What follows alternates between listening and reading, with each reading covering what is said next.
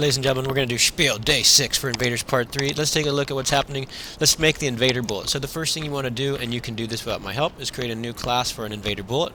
Use a nice image made by your partner, and it should move down. That's it for now. Make that happen, and then modify the fire method in the invader so that an invader bullet is spawned when you press...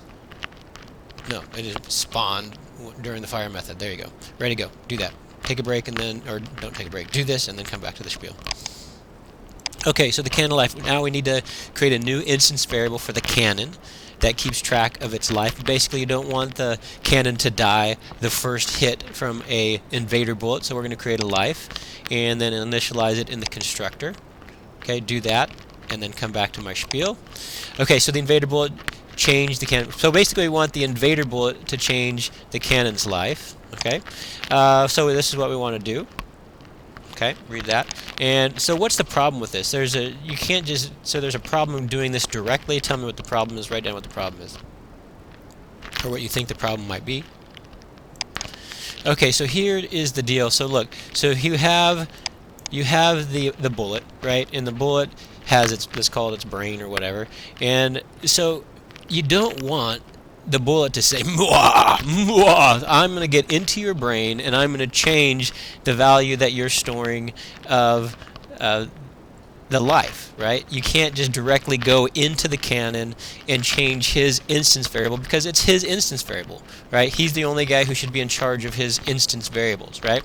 Okay, so instead, we're going to do it a different way. You can have the bullet ask politely, "Hey, will you please change the value of your life?" And then the cannon can be in charge, like, "Sure, yeah, I can do that." So when we want one object, like an invader bullet, to change the value of another object's instance variable, for example, the cannon's life, we do it through a method. So we need to write a method.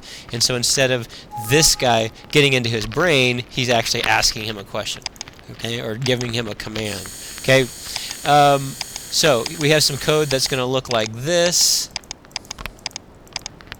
Let's see what this let's go back. Okay, so inside the cannon we're going to have something that looks like this: public void do damage, int damage. So it's going to do the damage however much damage you send to it. So you're going to say life equals life minus damage, and if the life is less than or equal to 0, then you're going to end the game somehow. So now you're going to go ahead and create this eventually. But so now you have a method inside of the cannon that can handle the damage, so you're not directly, so the bullet doesn't have to do it directly. Okay, alright, so write a new method for the cannon, just like we just looked at, so that the damage done. Alright, so do this. We just looked at that thing. Okay, do this. Okay, alright, let's take a look inside the invader bullet. So let's go to our cannon. Alright, so let's go into our invader bullet. This is basically what it's going to look like. So you're going to have an instance variable called damage. Okay, and inside the constructor you're going to set the damage to equal 1. Every time an invader bullet hits a cannon, you're going to do 1 damage. And then look at the, so let's take a look at, alright, take a look at this, by the way. So here's our move bullet method. So you say, hey, if I'm at the edge of the world, then remove the object. Otherwise, if I'm not at the edge of the world, check collision.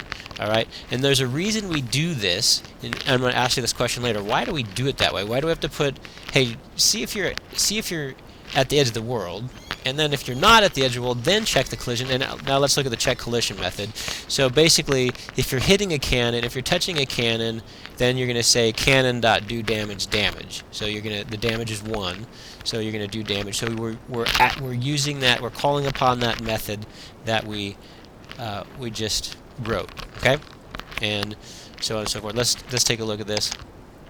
All right, so okay, why do we need to write the statements in this order? So why do you have to say get rolled out, remove this? Otherwise, check collision. How is that helpful? Okay, see if you can figure that out.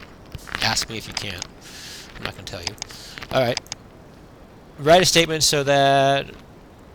All right, I just showed you this, and so do this.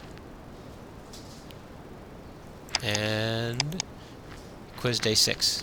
Answer that. Ready to go.